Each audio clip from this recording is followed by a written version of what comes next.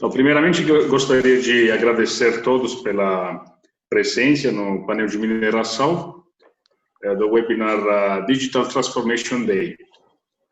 Eu sou Salvatore Cervini, sou o diretor-geral da Horizonte Mineiro e Serviços Geológicos e nós trabalhamos na área de exploração mineral, principalmente, com perfurações e também na área de geotecnia, principalmente na área de sondagens para barragem do jeito.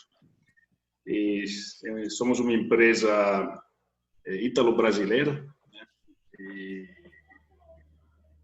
interessados em inovação, em todos que têm a ver em inovação, que possa agregar valor para os nossos clientes. Então, inicialmente, gostaria de repassar algumas informações para que o nosso evento aconteça da melhor forma. Então, os microfones e câmeras dos participantes estarão desativados durante a transmissão e todas as perguntas e comentários por nossos palestrantes serão feitos no final do webinar. Então, agradecemos a todos os parceiros que nos auxiliaram na divulgação e realização deste painel e que tiveram suas marcas exibidas nos materiais de divulgação.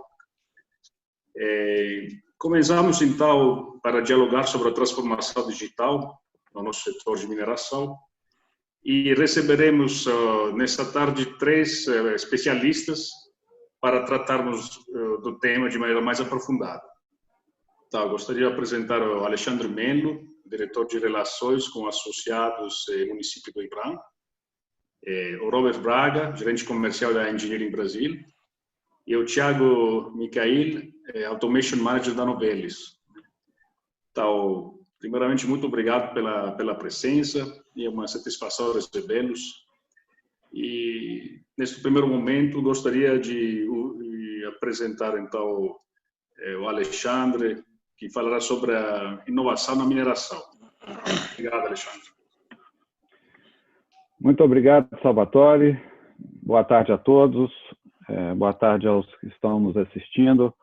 Primeiramente, eu gostaria de agradecer, Salvatore, o convite, agradecer ao Leonardo Freitas, né, o secretário executivo da Câmara, e, obviamente, meu amigo e companheiro de Eurocâmara, o senhor Valentino Rizioli. Muito obrigado pelo convite.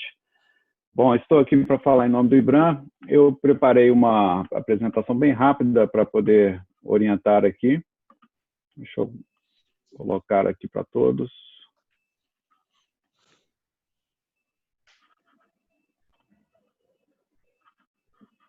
Estão vendo? Sim. Vou colocar em modo de apresentação. Perfeito. Eu vou falar rapidamente do IBRAM. O que é o IBRAM? O IBRAM é o Instituto Brasileiro de Mineração, uma organização privada sem fins lucrativos, representa a indústria mineral brasileira. Nós somos fundados aí desde 1976, com uma atuação muito forte em Brasília e hoje no país inteiro. Congrega mais de 130 empresas associadas, tanto empresas mineradoras quanto a cadeia, né, de fornecimento e prestadores de serviços da cadeia da mineração. Representa mais de 85% da produção mineral brasileira, ou seja, a grande parte, as grandes e médias empresas estão conosco, são nossas associadas. E a nossa sede em Belo Horizonte, ficamos aqui no edifício na Savassi e temos escritório em Brasília e em Belém. Os nossos pilares de atuação, a defesa de interesses do setor mineral, nos níveis federal, estadual e municipal, justamente nessa composição da diretoria que eu assumi desde o ano passado, né, voltada aí aos associados e aos municípios.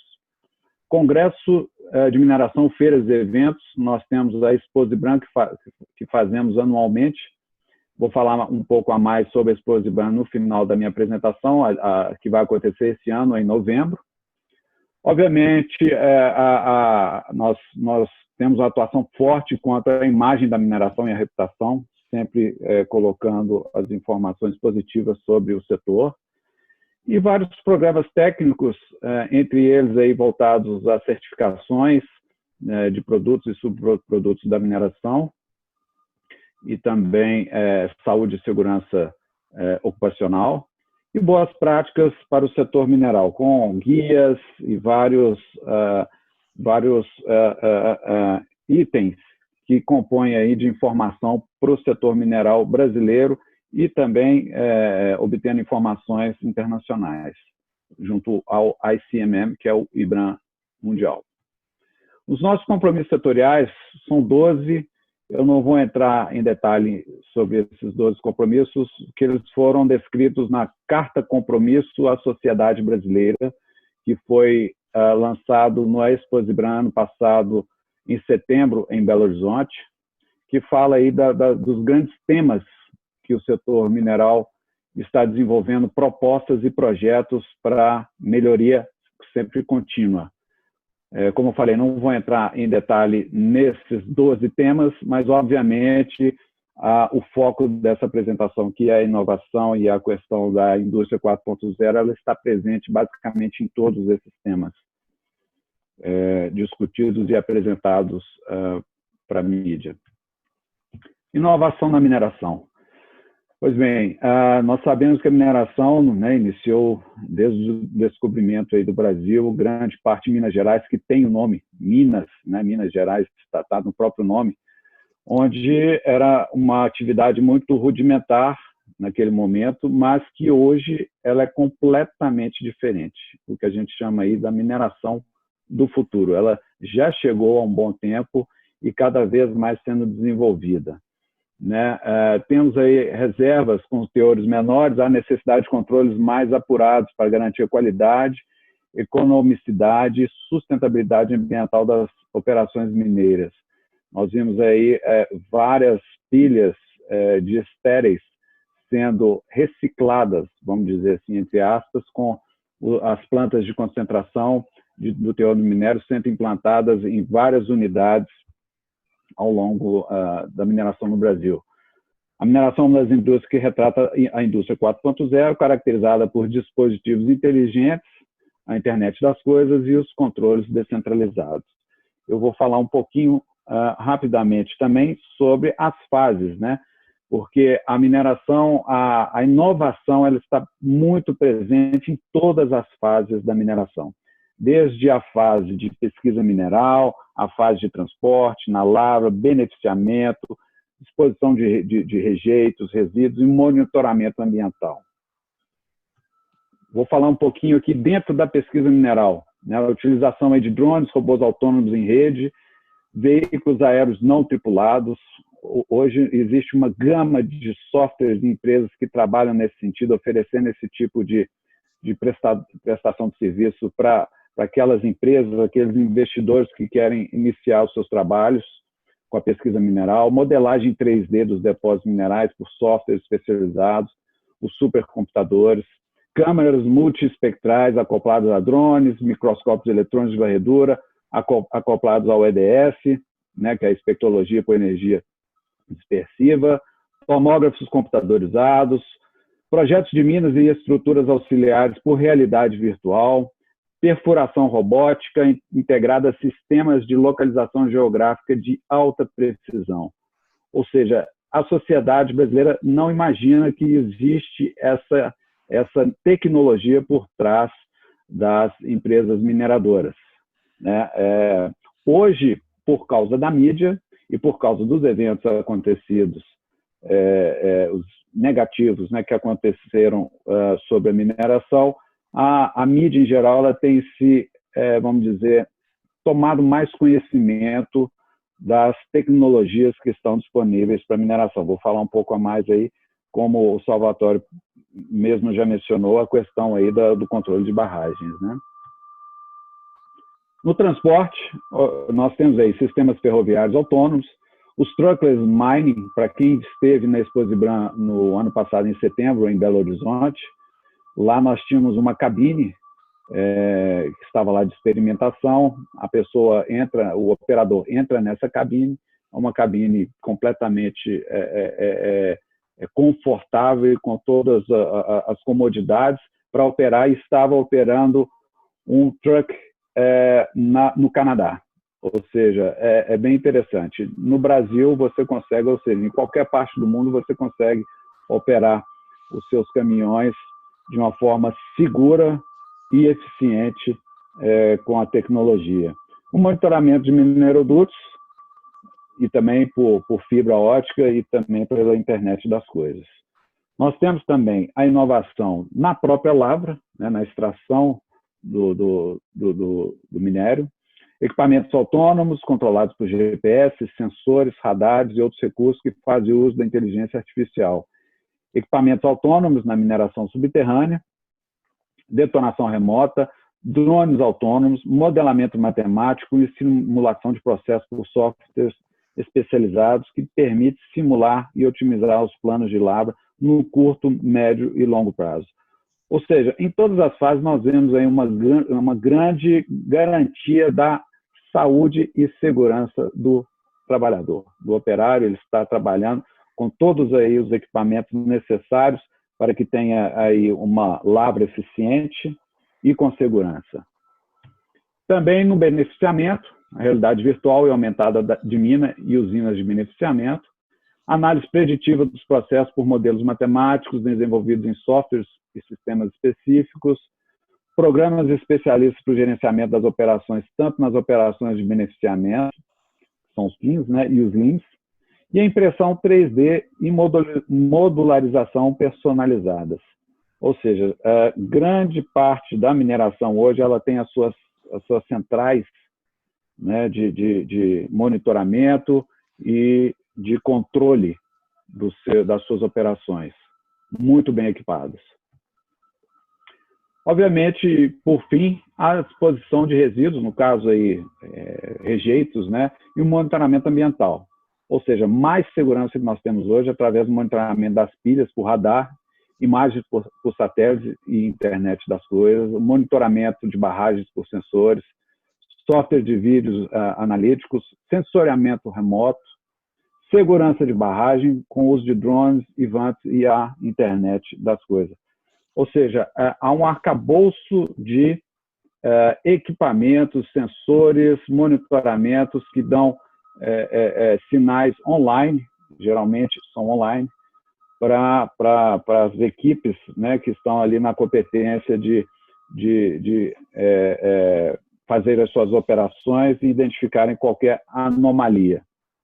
Isso cada vez mais sendo utilizado no mundo inteiro, não só por causa dos eventos que nós tivemos, mas já uma prática utilizada no mundo inteiro.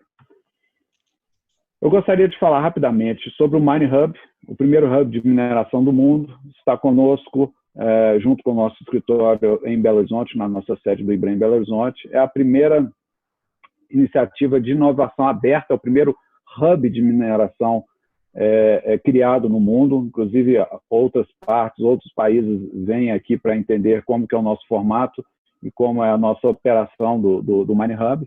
Uma conexão entre as mineradoras, fornecedores, startups, pesquisadores e investidores, ambiente de trabalho neutro e colaborativo, e os desafios são baseados em temáticas definidas em conjunto com as mineradoras.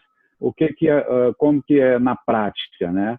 O MineHub ele abre as suas fases, né, de busca, né, seus ciclos de busca de startups ou empresas que podem solucionar alguns assuntos específicos das mineradoras, né? Então, nós temos diversos casos, não só com tecnologia, mas também com conhecimento, vamos dizer, social. Até na área social, nós temos grandes trabalhos junto às mineradoras.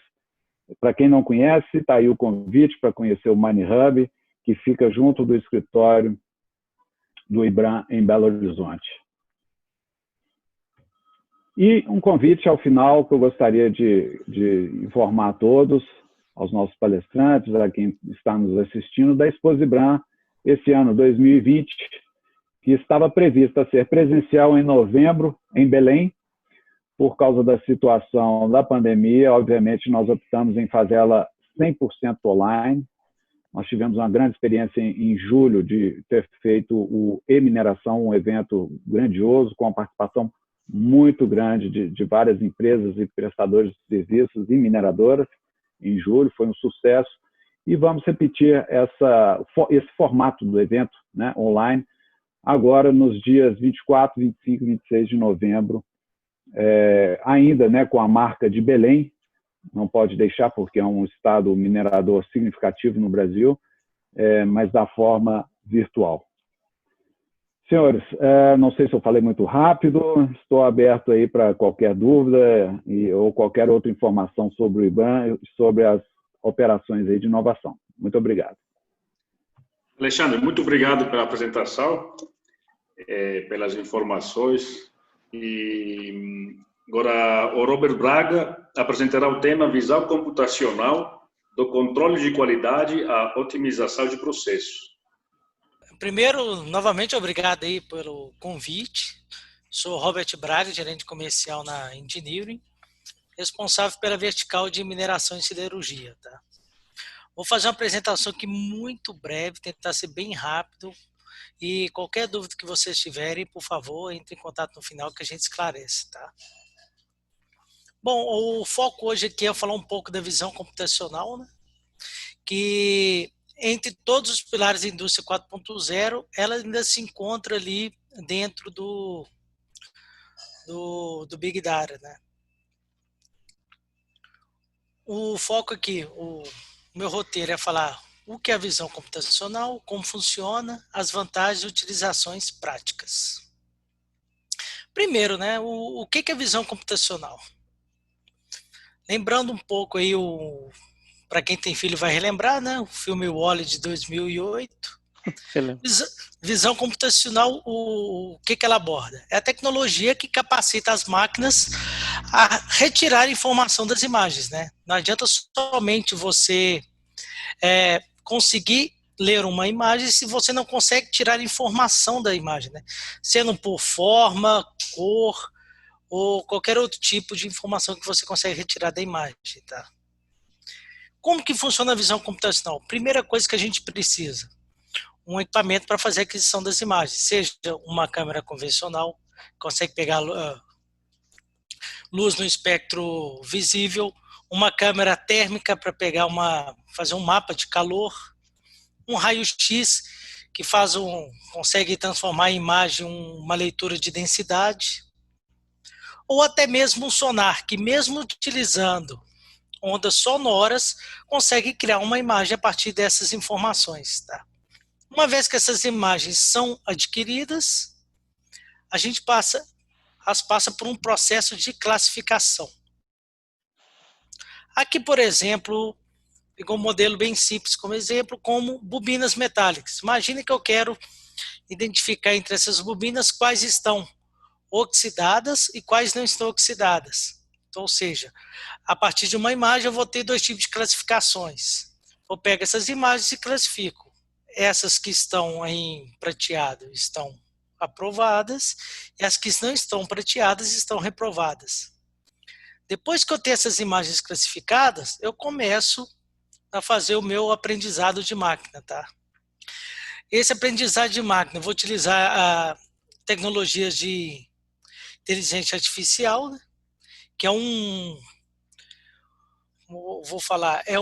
uma esfera bem ampla, né, de tecnologias, onde a gente tem tanto lógicas, redes neurais, lógicas fuzzy, sistemas lógicos e sistemas matemáticos. Dentro desse range de inteligência artificial, nós vamos encontrar os sistemas que necessitam de um aprendizado de máquina, né, o famoso machine learning, e dependendo da complexidade do processamento que eu preciso, a gente ainda chega no deep learning, que apesar do conceito ser antigo, começou a ser viável muito atualmente, onde a capacidade de processamento das máquinas, né, inclusive com multiprocessamentos em nuvem, tornou viável a utilização de deep learning. Então, utilizando o machine learning, a gente começa a colocar nossa máquina a aprender os tipos de classificação que a gente precisa. É como se fosse exatamente similar ao que a gente faz com os nossos filhos, né? A gente vai ensinando quais são os padrões corretos e errados, e a máquina, a partir do que a gente vai apresentando o que é correto e errado, ela vai criar um modelo de inteligência. Tá? A partir desse modelo, a gente vai apresentando novas imagens que não estavam dentro desse conjunto utilizado para criar um modelo, ela vai conseguir fazer a classificação corretamente. Resumindo, assim que funciona um sistema de visão computacional. Tá? E quais são as vantagens do sistema de visão computacional? Primeiro, por ele ser 100% digital, ele permite integração com diversos outros sistemas externos, que não sejam do próprio sistema, como e-mails, sistema de automação, um sistema de disparo de SMS, de WhatsApp, por aí vai. Você pode implementar tomadas de decisões automáticas, sem a necessidade de intervenção humana. Se você consegue identificar uma situação crítica, não necessariamente você precisa pedir permissão para alguém. Vai que essa pessoa não está no local. Então, você já consegue colocar decisões automáticas pré-programadas no sistema. Ele tem uma facilidade gigantesca de você inserir novas classificações, como o meu modelo anterior, que eu só coloquei 2 tipos. Se eu precisar criar um subtipo para um deles, ou até mesmo uma nova classificação, eu consigo inserir de forma modular. Ele precisa de uma infraestrutura muito simples, porque você só precisa do sistema de aquisição de imagem e ele acaba sendo robusto, porque com a mesma imagem eu consigo implementar via software novas classificações e novas identificações de padrões. A arquitetura pode ser tanto on-premise, tanto o armazenamento quanto o processamento, pode ser em cloud. E também a gente pode usar, que é o que mais utilizado atualmente, que é a nossa versão híbrida. Parte do processo real-time fica on-premise e o retreinamento e armazenamento das imagens em cloud. O payback médio dessas soluções gira em torno de 10 meses, o que fica muito atrativo, né, para todas as empresas. É uma tecnologia que não tem contato, né? Como você está pegando imagem e não ter contato, a manutenção do sistema é simples, não tem nenhum tipo de desgaste mecânico. E outro ponto, você pode utilizar essa ferramenta tanto para otimizar processo, fazer controle de qualidade e sempre também acrescentar uma regra para você aumentar a segurança. Toda vez que você identifica uma situação crítica, você pode tomar algum tipo de ação. Como eu já tinha falado, fazer também o controle de qualidade e otimização de processos. Tá? Um caso está sendo muito difundido hoje no Brasil, já é um pouco comum lá na Europa e na Ásia. Detecção de EPIs. Imagina uma imagem dessa numa subestação. Como já é um ambiente abrigado, a gente costuma se sentir mais seguro e acaba relaxando com relação à utilização de EPIs. Nesse caso em específico, a gente pode, através do sistema de visão computacional, identificar cada um dos EPIs. O capacete está ok, mas ele já não está usando óculos, ele já não está usando a máscara, já não está usando as luvas, mas as botinas estão ok. Dependendo do que a gente programa, esse tipo de anomalia pode gerar um alerta automático via e-mail, via SMS para o próprio operador, para o próprio gestor dele, ou até para a área de segurança e meio ambiente da empresa. Sempre tomando cuidado que esse tipo de solução, a ideia dessa solução para ela funcionar, ela tem que ser uma solução voltada para alerta, para aumento da segurança. Nunca como uma solução de inspeção e punição. A ideia é garantir a segurança do operador, não puni-lo. Outro case que a gente possui para aumentar a segurança é esse sistema de fadiga. Imagina, principalmente na mineração, né, os operadores de tratores, retroescavadores, caminhões fora de estrada, até caminhões menores, né, em veículos leves. Principalmente após o almoço, né, já é constatado que o nosso metabolismo diminui. Então, isso é muito interessante a gente colocar uma câmera dentro dessas cabines para detectar a fadiga do operador, seja fechamento do olho, seja o tombamento da cabeça, já são indicações de fadiga. Com isso, a gente pode acionar automaticamente um alerta sonoro e ou vibratório na própria cabine para poder alertar acordar, no caso, o operador, né? Outro sistema de segurança que a gente já está implementando, tentar detectar possíveis atropelamentos, tá? Principalmente em máquinas grandes, como trens, locomotivas, né? E caminhões fora de estrada. Como vocês podem ver aqui, o campo de visão do operador ele é muito reduzido e o tamanho de uma pessoa ou até um veículo é muito pequeno com relação ao equipamento que ele está operando, né? Então a gente já tem sistemas bem difundidos, tá? De reconhecimento de imagem para fazer esse tipo de alerta para os operadores, principalmente em pontos cegos, né? Outro sistema de segurança que a gente está desenvolvendo está sobre o carregamento de vagões, tanto de minério quanto de materiais metálicos, tá? Qual que é o problema que a gente conseguiu detectar nesses carregamentos? Ou, no caso dos minérios, né? Ou o volume de minério está muito excessivo, com isso durante o transporte, você tem a queda do minério fora do vagão, isso te gera uma sujeira excessiva, primeiro nos trilhos, pode gerar uma insegurança, e segundo, você tem queda de material que interessa o seu produto final. Então, se você tem todo o custo que se você gerou para beneficiar esse minério, você está jogando ele fora, tá?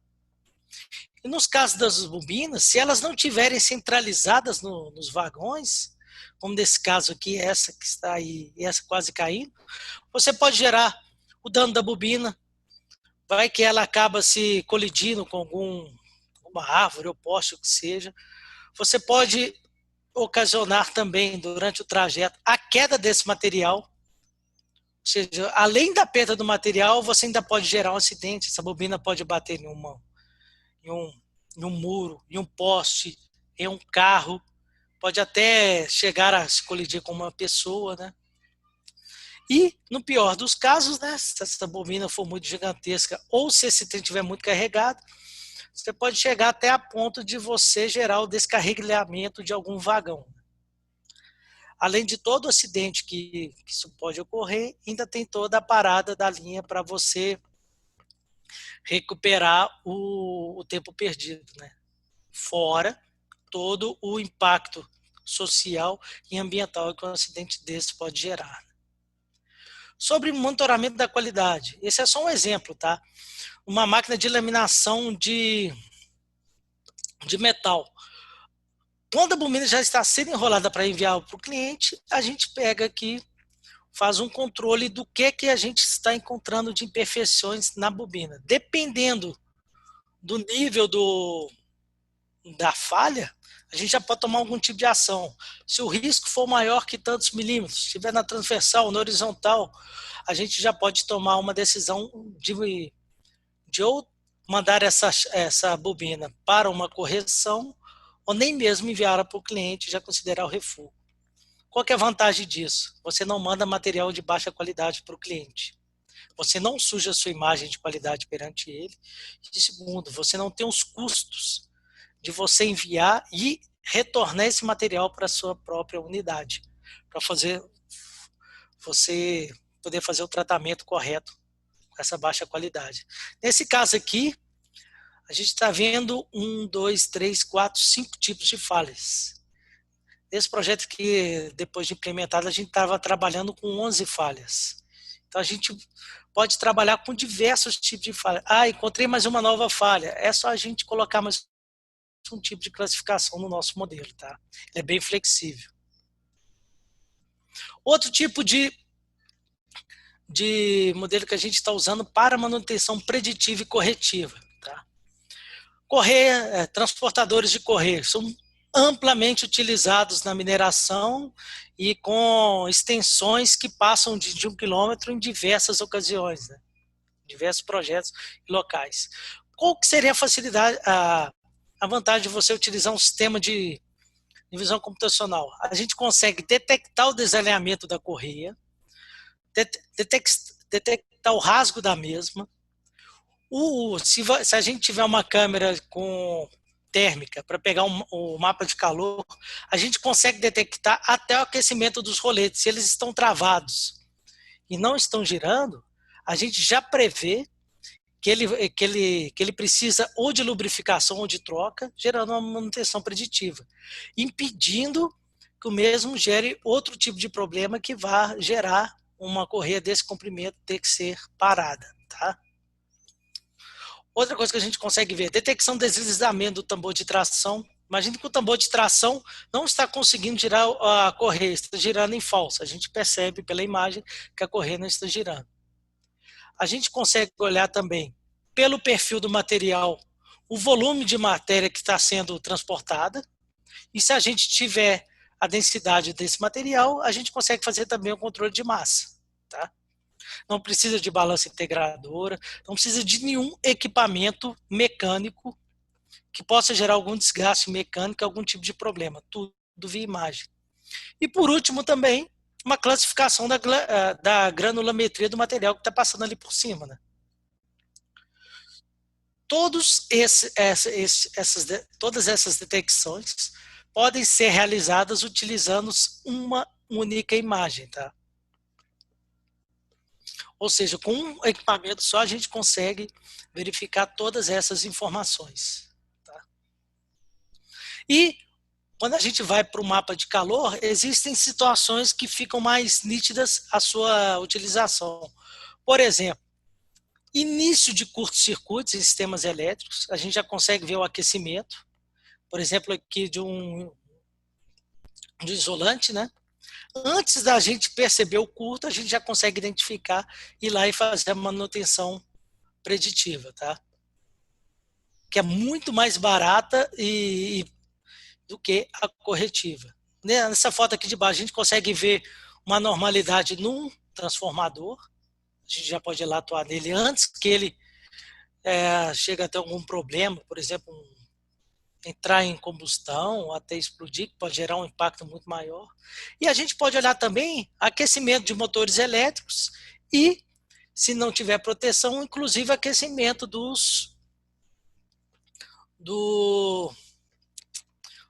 engates, né, dos motores nos próprios rotores. Tá? E no último aqui, eu queria falar da otimização de processos, um processo que eu até já trabalhei muito, é um processo de vazamento de metal líquido dentro de formas. Quando você utiliza uma câmera, seja raio laser, qualquer sistema de visão, você consegue controlar, nesse caso, o preenchimento correto do molde. Tá? Nesse caso, se você preenche com menos metal do que ele precisa, você vai ter uma peça com problemas. Se você deixa transbordar material, você tem tanta perda de material que vai voltar para o seu refúgio, como você também pode, esse vazamento de metal nas bordas pode gerar algum tipo de problema na sua própria máquina de moldagem. Tá? Bom, queria agradecer a todos novamente e estamos abertos às dúvidas. Tá? Robert, muito obrigado. Aproveito para lembrar que a chat está disponível, habilitada para que se possam fazer perguntas para os palestrantes. E agora convidamos o Thiago Michail, que apresentará o case de um projeto aplicado na Novellus. Boa tarde, Thiago. Boa tarde a todos. Primeiramente, eu gostaria de parabenizar a organização do evento. A Itália, e assim como Minas Gerais, sempre na vanguarda de tecnologia e na vanguarda de aplicação de tecnologia. Eu acredito que se a gente tivesse uma estatística do nosso produto interno bruto brasileiro, Minas Gerais contribuiria muito com o desenvolvimento e aplicação de tecnologias, muito mais do que só o que existe dentro do estado. Então, mais uma vez, parabéns aos organizadores do evento. Eu vou compartilhar aqui algumas aplicações não é bem exatamente uma apresentação com um descritivo, tá? Mas minha apresentação até de certa forma conversa bastante com a do Robert. Nós não falamos sobre isso antes, né? Mas eu gostaria de confirmar, vocês estão vendo um slide? Sim, estamos vendo. Tá. Só um preâmbulo, né, para quem não conhece, a Novelis, acho que 15, 16 anos atrás, ela se chamava Alcan, mudou para Novelis, é uma empresa que ela não atua no ramo de mineração, mas ela atua no ramo de processamento de alumínio, muito focada na economia circular. E a nosso ramo, nós fazemos alumínio nós temos uma laminação de alumínio, reciclagem, refusão, laminação e o acabamento, né, para que a gente forneça alumínio em chapas para os nossos clientes. Nossos clientes, na sua grande maioria, são fabricantes de latas de bebidas. Então, o alumínio daquela bebida que a gente consome no dia a dia, muito provavelmente passa pelas nossas instalações aqui da Novelis no Brasil. Aqui no Brasil, nós temos fábrica aqui em Pindamonhangaba, interior de São Paulo, e em Santo André, no ABC Paulista. Nós tínhamos uma unidade bastante grande em Ouro Preto, e que fazia o processamento de alumínio primário. E desde uma aquisição por um grupo indiano, essa unidade foi parte de outra parte do grupo, né, Grupo Indalco. Mas aqui a gente tem, né, adentrando um pouco o nosso tema de indústria 4.0 e tecnologia, e especificamente sobre visão computacional, a gente tem usado ostensivamente, eu posso dizer, a visão computacional nos nossos processos, nas nossas operações internas, né? Mesmo atuando na economia circular, ou seja, o alumínio vai e volta para dentro da nossa cadeia, a gente tem como target fazer esse alumínio de forma mais eficiente, para também reduzir o dispêndio de energia gasta no processamento dele.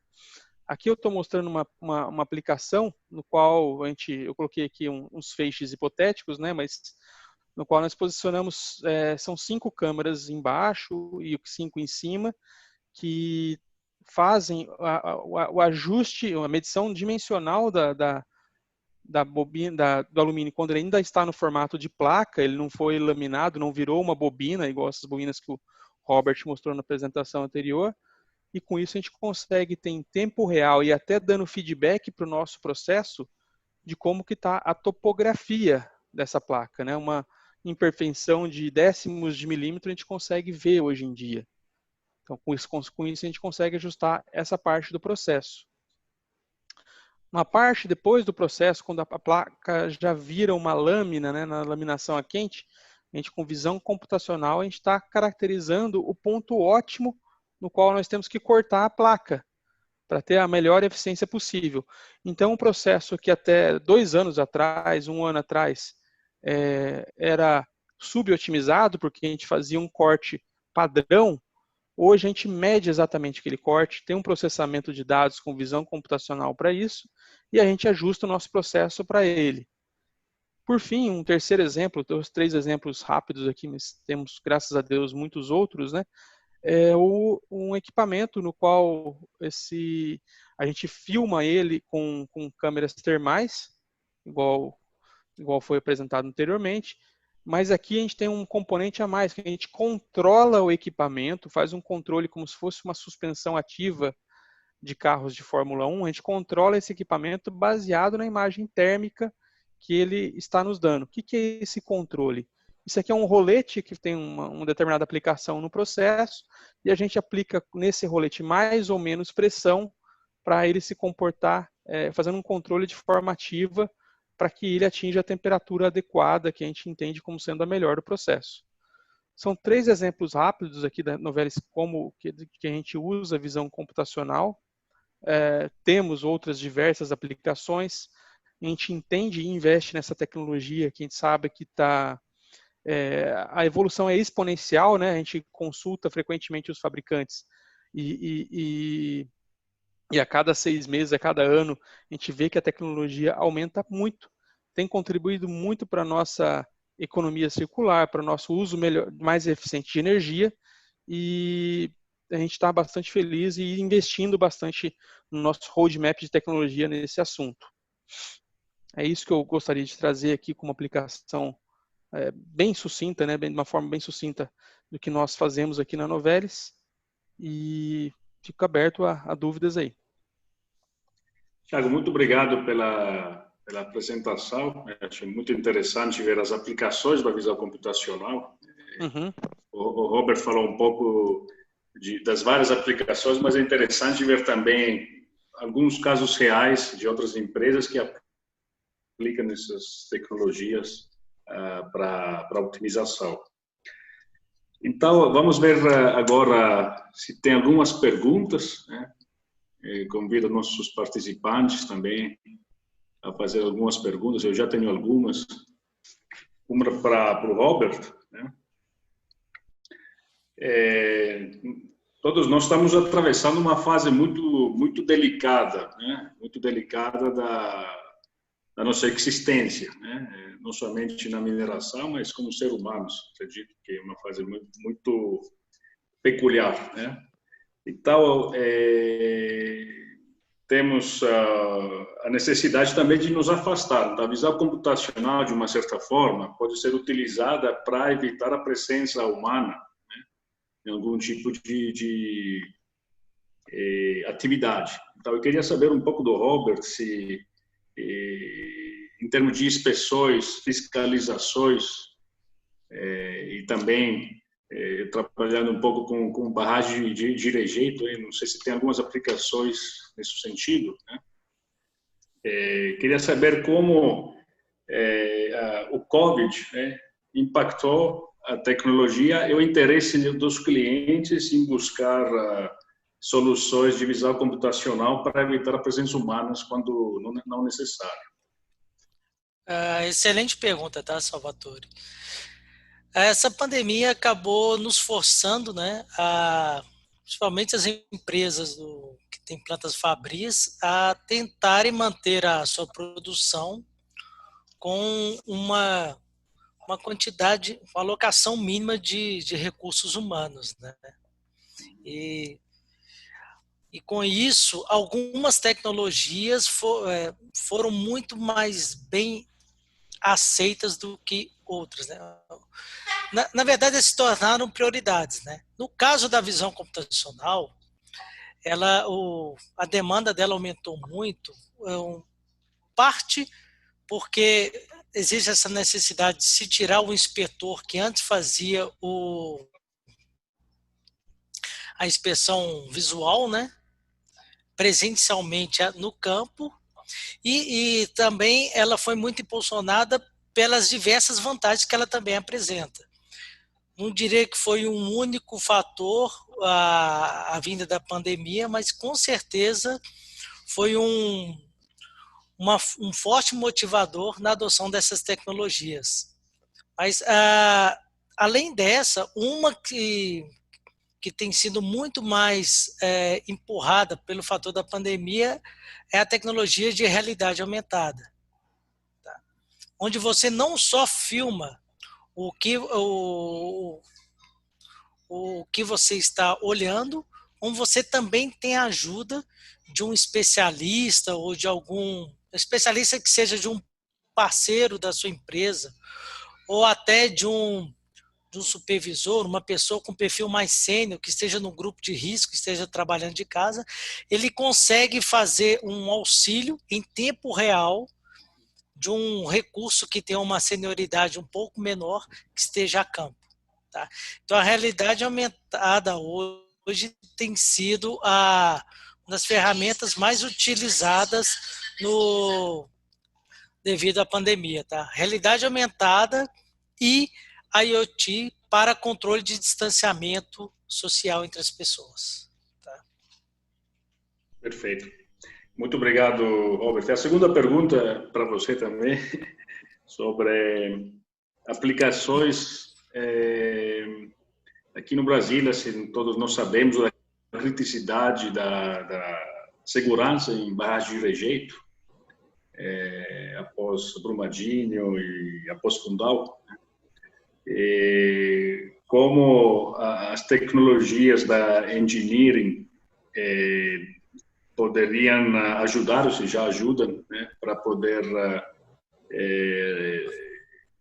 fazer as várias atividades de forma mais segura, com menos presença humana, em particular quando se fala de barragem de rejeito de alto risco, onde a presença humana é proibida.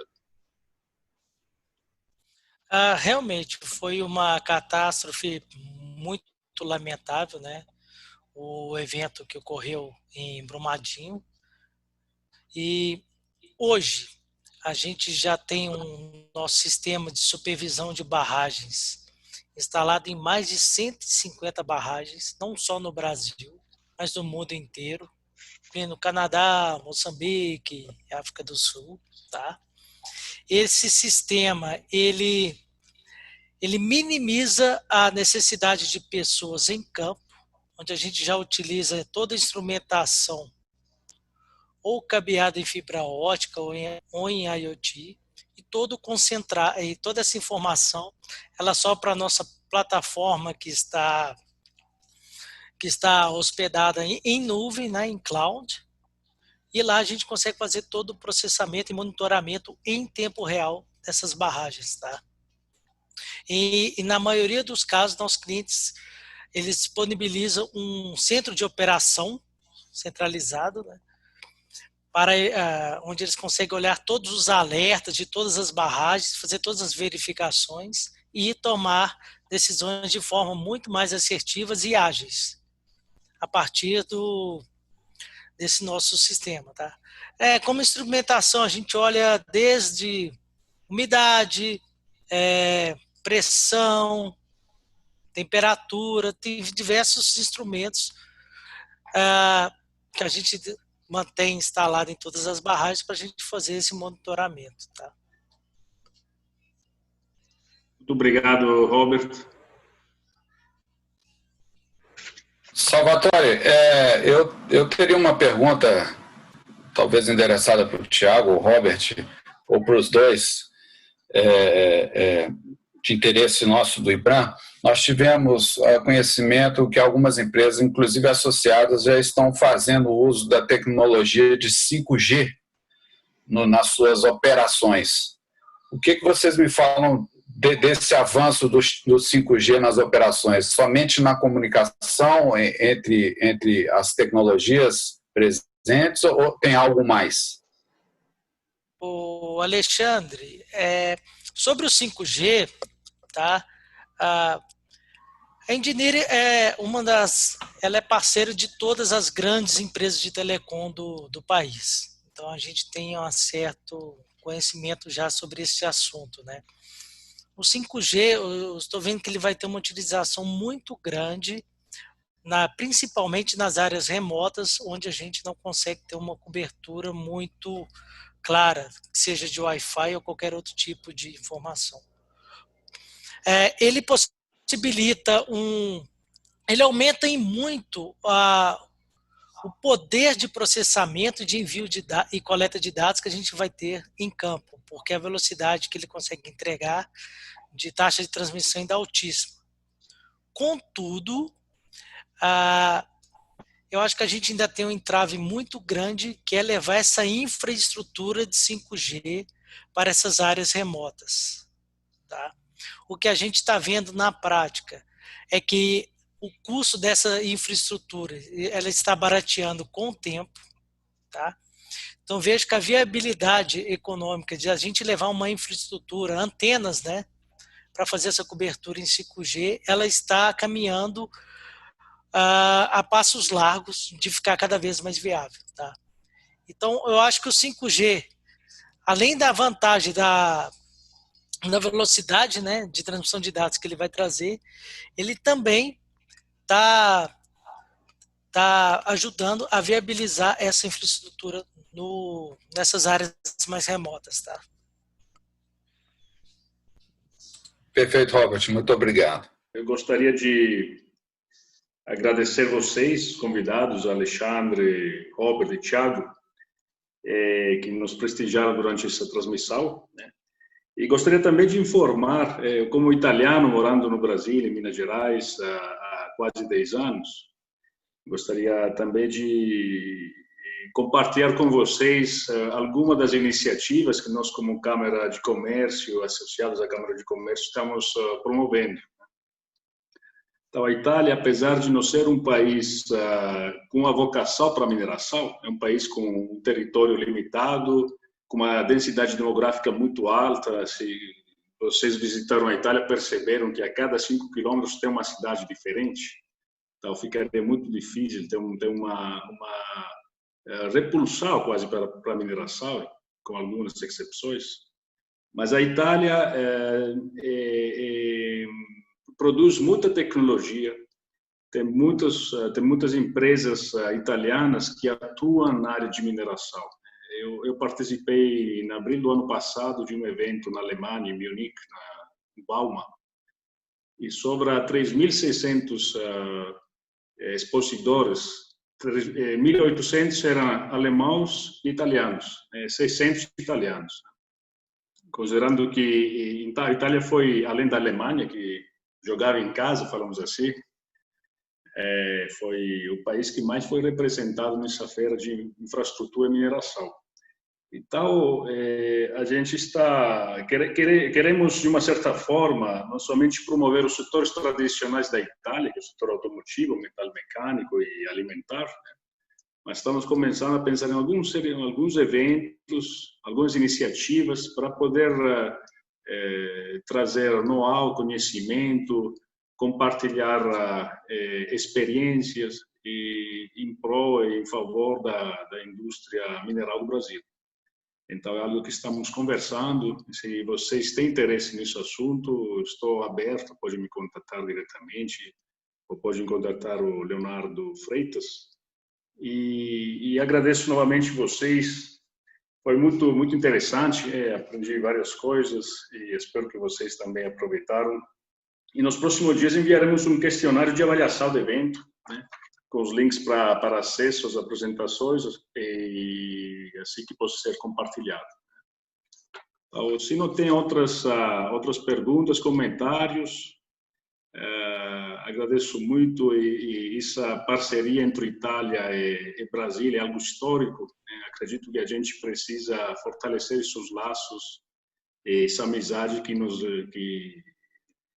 deixa sempre bem próximo, né? E gostaria novamente de agradecer a vocês pela participação e até o próximo evento. Boa tarde a todos e até logo. Boa tarde. Tchau, obrigado, pessoal, gente. Parabéns. Boa noite a todos aí. Tchau, tchau. Obrigado, parabéns pelo evento. Obrigado, boa tarde. Boa tarde. Boa tarde.